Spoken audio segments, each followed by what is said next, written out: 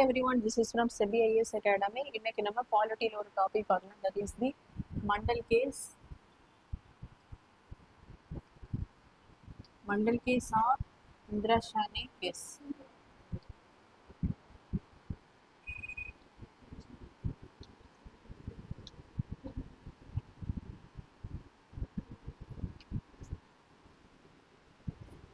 So இந்த வழக்கு எதற்காக சுப்ரீம் கோர்ட்ல தொடுக்கப்பட்டிருக்கும் அப்படின்னா,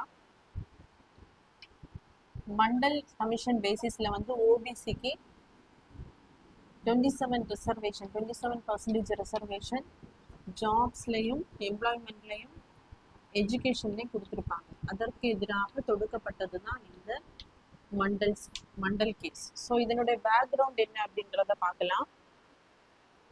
ஆர்டிகல் 340 என்ன சொல்லுதுன்னா, பிரசிடென்ட் வந்து ஒரு கமிஷன் போடலாம். எதற்காக அப்படின்னா, சோஷியலி அண்ட் எஜுகேஷனலி பேக்வர்டாக இருக்கக்கூடிய கிளாஸஸை வந்து முன்னேற்றம் அடைய செய்வதற்காக. ஸோ ஏன் அவங்க வந்து முன்னேற்றம் அடையாமல் இருக்காங்க, அவங்களுக்கு என்ன ஃபினான்ஷியல் கிரெயின்ஸ் கொடுத்தா முன்னேற்றம் அடைவாங்களா, அதை பற்றி ஆராயறதுக்காக பிரசிடென்ட் என்ன பண்ணலாம்னா ஒரு கமிஷனை வந்து ஏற்படுத்தலாம். ஸோ அதற்காக தான் 1953 காக்கா கல்கேக்கர் கமிட்டியை வந்து ஏற்படுத்தியிருப்பாங்க. இவங்களுடைய ரிப்போர்ட் வந்து 1955 சப்மிட் பண்ணியிருப்பாங்க. இந்த டைம்ல பார்த்தீங்கன்னா ஜவஹர்லால் நேரு தான் பிரைம் மினிஸ்டராக இருந்திருப்பாங்க. இதில் வந்து எந்த கன்சிடரேஷனுமே என்ன பண்ணியிருக்க மாட்டாங்கன்னா, நடைமுறைப்படுத்தி இருக்க மாட்டாங்க. அது அப்படியே போயிருக்கும். இது வந்து ஃபர்ஸ்ட் பேக்வர்டு கிளாஸ் கமிஷன். செகண்டா திரும்ப 1979 திரும்ப மொரார்ஜி தேசாய் வந்து பிரைம் மினிஸ்டராக இருக்கும்போது நெக்ஸ்ட் கமிட்டியை வந்து போடுறாங்க. That is called as the Mandal commission.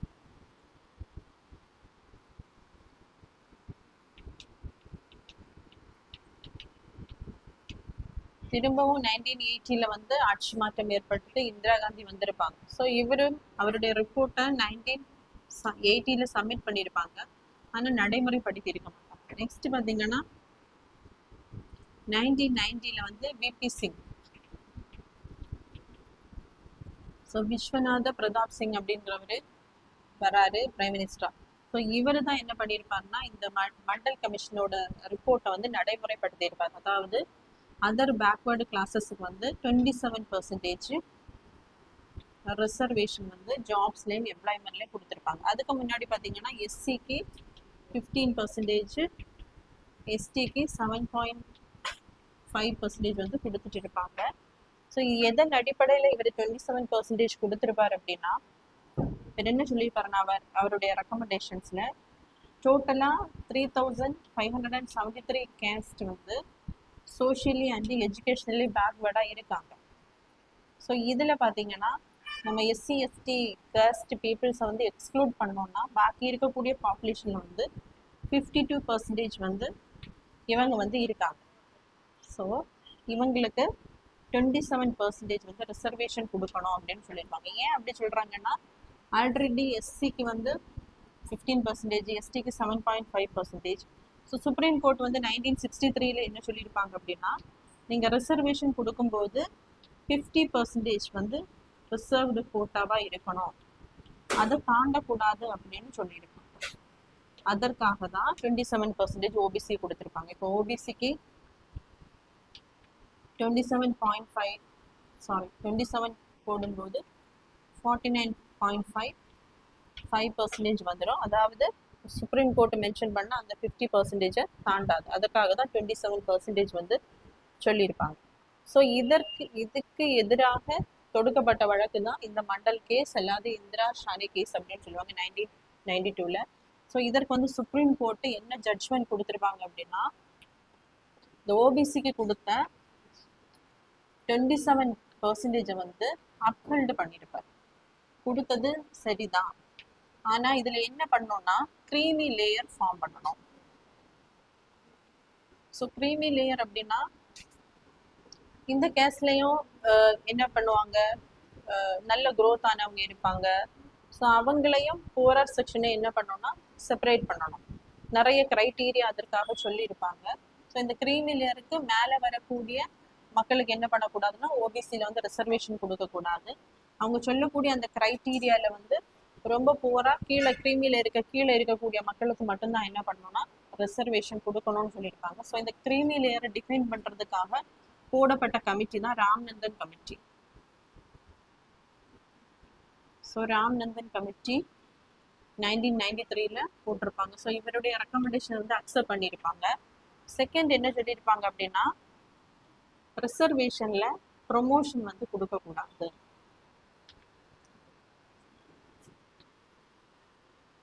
SC எஸ்டிக்கு ரிசர்வேஷன்ல வந்து ப்ரொமோஷன்ல ரிசர்வேஷன் கொடுக்கக்கூடாதுன்னு சுப்ரீம் கோர்ட் இந்த ஜட்ஜ்மெண்ட்ல சொல்லியிருப்பாங்க.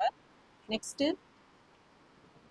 50% ரிசர்வேஷன் கோட்டாயை தாண்டக்கூடாது.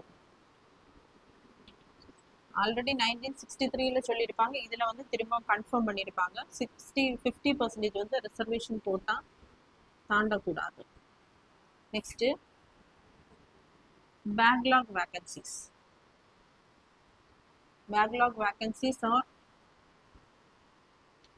carry forward role.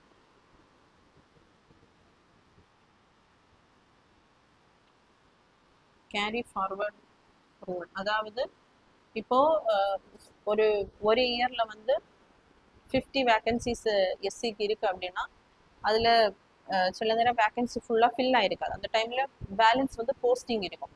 So next year வரும்போது நீங்க அதை ஃபில் பண்ணும்போது அந்த வேகன்சியை சேர்த்து ஃபில் பண்ணும்போது அதுலேயுமே என்ன பண்ணக்கூடாதுன்னா இந்த ரிசர்வேஷன், அதாவது எஸ்சிக்கு 15, எஸ்டிக்கு 7.5, ஓபிசிக்கு 27% அப்படின்ற ரிசர்வேஷன் 50% வந்து தாண்டக்கூடாது. பேக்லாக் வேகன்சியை நீங்கள் கன்சிடர் பண்ணாலுமே என்ன பண்ணக்கூடாது 50% வந்து தாண்டக்கூடாது அப்படின்னு சொல்லியிருப்பாங்க. நெக்ஸ்ட் ஸோ பேக்வேர்டு கிளாஸஸ்க்கு என்ன பண்ணுங்க அப்படின்னா ஒரு பெர்மனன்ட் பாடியை வந்து ஏற்படுத்துங்க. ஸோ பெர்மனன்ட் பாடி இருந்தால் தான் அவங்க ஃபர்தராக என்ன பண்ணுவாங்க, ஸோ என்ன ஃபினான்ஷியல் கிராண்ட்ஸ் கொடுக்கணும், அதே மாதிரி யாரை இன்க்ளூஷன் பண்ணணும், எக்ஸ்க்ளூட் பண்ணணும் அப்படிங்கிறதுக்கான ப்ரொவிஷன்ஸ் எல்லாம் ஏற்படுத்த முடியும். ஸோ அதுக்காக தான் ஒரு permanent national commission for backward கிளாஸஸை வந்து சுப்ரீம் கோர்ட் ஏற்படுத்த சொல்லியிருப்பாங்க. ஸோ இதன் பேசிஸில் வந்து 1993ல ஸ்டாட்யூட்டரி பாடியாக இந்த நேஷனல் கமிஷன் ஃபார் பேக்வேர்டு கிளாஸஸை வந்து ஏற்படுத்தி இருப்பாங்க 1993ல. நெக்ஸ்ட்டு இதுக்கு வந்து ஒரு கான்ஸ்டியூஷனல் ஸ்டேட்டஸ் வந்து 102nd கான்ஸ்டியூஷனல் அமெண்ட்மெண்ட் 2018ல என்ன பண்ணியிருப்பாங்கன்னா கொடுத்துருப்பாங்க. அதே மாதிரி ரிசர்வேஷன்ல ப்ரொமோஷன் கொடுக்கக்கூடாது அப்படின்னு சொல்லியிருப்பாங்க. ஸோ அதையுமே பார்லிமெண்ட் என்ன பண்ணியிருப்பாங்க அப்படின்னா 77th கான்ஸ்டியூஷனல் அமெண்ட்மெண்ட் 1995ல வந்து ஒரு சட்டம் இயற்றி அதை என்ன பண்ணியிருப்பாங்கன்னா மீறி இருப்பாங்க. நெக்ஸ்ட் வந்து பேக்லாக் வேகன்சிஸ் வந்து என்ன பண்ணக்கூடாது, கேரி ஃபார்வர்ட் பண்ணி கொண்டு போகக்கூடாது. அப்படி கொண்டு போகும்போது 50% தான் ரிசர்வேஷன் கொடுக்கணும் அப்படின்னு சொல்லியிருப்பாங்க. அதையுமே என்ன பண்ணியிருப்பாங்க அப்படின்னா 81st கான்ஸ்டியூஷனல் அமெண்ட்மெண்ட்ல